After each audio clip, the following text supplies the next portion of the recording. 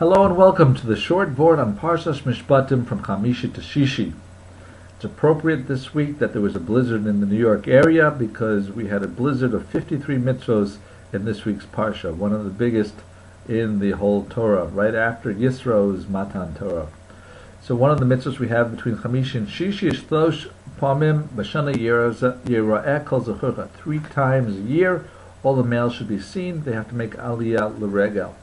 There's a story in the Gemara in Pesachim, Daf Gimel Amud Beis, about this Gentile who was bragging how he was able to participate in the Korban Pesach and he duped the Jews that he ate by. And he told this all to Rabbi Yehuda ben Bseira. So Rabbi Yehuda ben Bseira told him, well, did they feed you tail? He goes, no. Well, the tail's the best part. So next year, make sure you tell them that you want tail. And that I told them that they should make sure that you get some.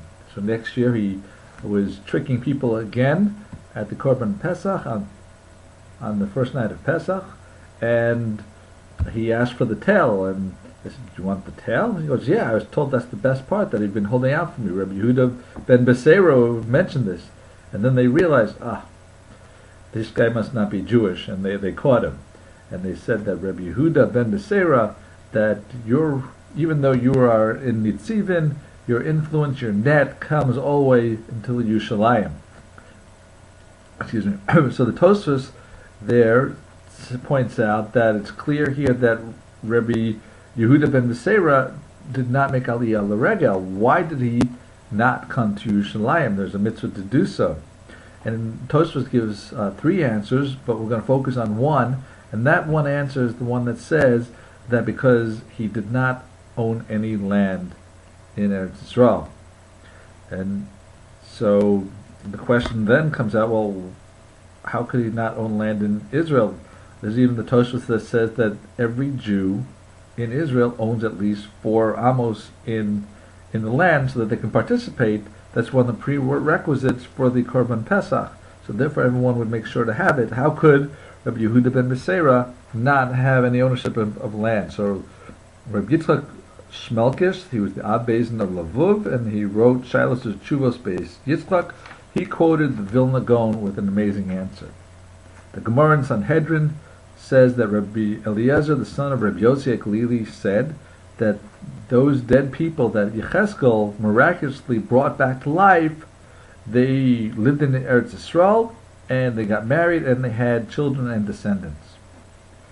And Rabbi Yehuda ben Bseira, so he stood up regarding this, and he says, I am one of those descendants.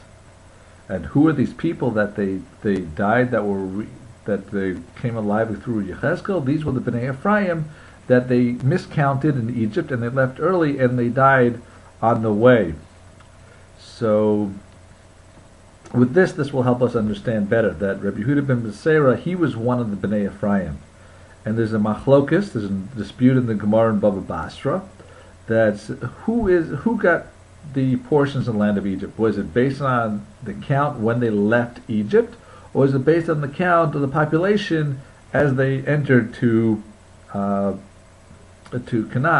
And it was only those 2 categories who would participate in ownership of the land. However, there's one category that was neither a Yotzei Mitzrayim or by Haaretz. These were the people of Ephraim who died early because they left before everyone else, so they were not included with those of the Exodus, and they weren't back to life until after the division of the land of Eretz Yisrael. Therefore, they did not have any portion in the land of Eretz Yisrael. And with this we can understand that Rabbi Yehuda ben Bseira, so he said that he is one of the sons of the descendants of Ephraim, and therefore he was not only Regal because he didn't own any land in Eretz Yisrael, and therefore it all makes sense. So thank you so much for listening. Have a wonderful week and a wonderful Shabbat.